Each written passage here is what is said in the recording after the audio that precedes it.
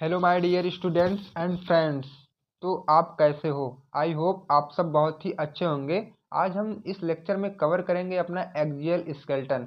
तो इसके पहले वाले लेक्चर में हमारा अपेंडिकुलर स्केलेटन कवर हो चुका था। तो आज इस लेक्चर में बात आई है एक्सियल स्केलेटन, जो कि आपको बी फार्म फर्स्ट सेमेस्टर के एचएपी सब्जेक्ट में पढ़ना है। तो ठीक है, तो हम अपना यूनिट सेकंड कवर कर चुके थे। अगर मैं आपको सिलेबस दिखा दूं तो यहाँ देखो लिखा गया है एक्सियल स्केलेटल सिस्टम। ठीक है, ये अपेंडिकुलर वाला आपके जस्ट इसके पहले वाले लेक्चर में कवर हो चुका है। आज बात आ गई है एक्सियल स्केलेटल सिस्टम की। ठीक है, तो मैं इस वीडियो लेक्चर में आपका एक्सियल स्केलेटल सिस्टम कवर करूंगा, जो कि आपके एग्जाम में 7 नंबर का क्वेश्चन फ्रेंड्स पूछा जाता है। तो यह वीडियो कुछ एग्जाम के अकॉर्डिंग इंपॉर्टेंट भी हो सकती है। ठीक है, अब देखो एक्सियल स्केलेटन कहते किसे हैं, मैं पूरा डाउट आपका यहाँ क्लियर कर दूंगा। अब देखो, the central part of the skeleton, ये क्या है? एक्सियल स्केलेटन जो हमारा सेंट्रल पार्ट है किसका? स्केलेटल सिस्टम का। मतलब कह सकते हो तो मेन पार्ट या बीच वाला पार्ट होता है हमारे स्केलेटल सिस्टम का। कौन? ये एक्सियल स्केलेटन। ठीक है, इंक्लूड स्कल, इसमें क्या है हमारा जो भी आते हैं सेंट्रल पार्ट में, जैसे स्कल है, स्पाइन है, रिब केज और स्टर्नम है। ठीक है, ये सब इन्वॉल्व होते हैं हमारे central part of skeletal system में। कौन कौन? स्कल है, स्पाइन है, रिब केज है और स्टर्नम है। ठीक है, ये सब क्या करते हैं? प्रोवाइड सपोर्ट, प्रोटेक्शन और स्टेबिलिटी हमारे बॉडी को ये सब प्रोवाइड कराते हैं। ठीक है, अब देखो इट कंसिस्ट ऑफ, अब इसमें क्या क्या होता है? It consist of vertebra column. ठीक है, वर्टेब्रा कॉलम आप स्पाइन को भी बोल सकते हो। स्कल मतलब cranium and face, rib cage मतलब इसमें 24 मतलब रिब्स होती हैं, और स्टर्नम को ब्रेस्ट बोन भी आप बोल सकते हो। ठीक है, अब देखो एक एक की बात हम करेंगे। हमारा वर्टेब्रल कॉलम क्या होता है? वर्टेब्रल कॉलम फ्रेंड्स, जिसको आप बोलते हो स्पाइन या तो बैकबोन, जो कि पीछे की रीढ़ की हड्डी होती है ना, आप उसे बोल सकते हो वर्टेब्रल कॉलम। और इसके पहले मैं आपको बताया था कि एक्सियल स्केलेटन को सेंट्रल पार्ट ऑफ स्केलेटल भी बोला जाता है। तो देखो यहाँ आपको क्लियर होगा क्यों बोला जाता है, क्योंकि वर्टेब्रल कॉलम भी इसके अंदर आ रहा है, और वर्टेब्रल कॉलम के अंडर आ रहा है बैकबोन। बैकबोन आपकी स्केलेटन की सेंट्रल पार्ट होता है। ठीक है, मतलब रीढ़ की हड्डी जो बीच वाली होती है ना, इसीलिए इसको बोला जाता है central part of the skeletal system. अब देखो सीरीज ऑफ 33 कनेक्टेड बोन, जो आपकी बैक बोन है ना, उसमें 33 छोटी छोटी हड्डी, कह सकते हो तो 33 गोटी टाइप की हड्डी लगी है, तब जाके आपकी एक बैकबोन बनी है। ठीक है, इसीलिए आप झुक जाते हो आराम से, उसके बाद आराम से खड़े हो जाते हो। ठीक है, अगर वह बैकबोन आपकी एक हड्डी होती तो आप एकदम स्ट्रेट रहते, ना झुक पाते ना मतलब फिर खड़े हो पाते। आप एकदम कह सकते हो तो डंडे की तरह एक हमेशा आप स्ट्रेट रहते, खंभे की तरह। ठीक है, तो हमें ऐसा कुछ नहीं देखने को मिलता है, क्योंकि हमारे बैकबोन में छोटे छोटे 33 बोन्स मिली हुई हैं, तब जाके हमारा बैकबोन बना हुआ है। ठीक है, अब देखो एक्सटेंड्स फ्रॉम स्कल, जो कि स्कल से आती हैं, मतलब एक्सटेंड। अब देखो जो हमारी बैकबोन होती है, स्कल से लेके रिब, सॉरी फ्रेंड, स्कल से लेके आती है हमारे कमर तक। ठीक है, तो ये कहा गया है एक्सटेंड फ्रॉम स्कल। ठीक है, ये वाली लाइन आप लोग समझ गए होंगे। Provide support, flexibility and production, यह क्या करता है? सपोर्ट प्रोवाइड करता है, फ्लेक्सिबिलिटी और प्रोटेक्शन हमारे बॉडी के लिए।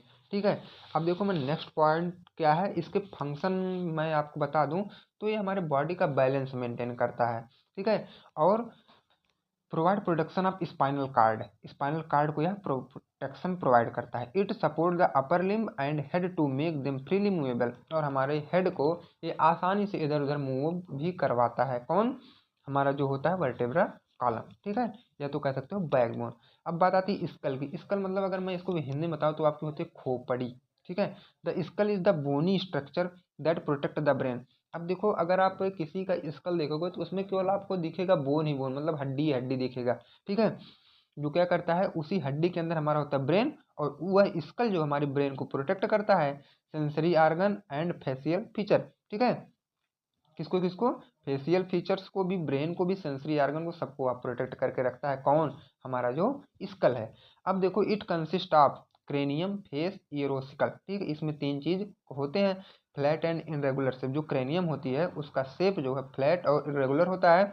जो फेस होता है हमारे 14 बोन उसमें होते हैं, और ईयरोसिकल जो है 6 बोन कंटेन करता है। ठीक है, अब बात आती है रिब केज की। रिब केज देखो फ्रेंड्स सबसे आसान, रिब केज मतलब होती है आपकी चेस्ट। चेस्ट मतलब सीने वाली जो हड्डी होती है ना, it is also known as thorax, इसको थोरैक्स के नाम से भी हम लोग जानते हैं।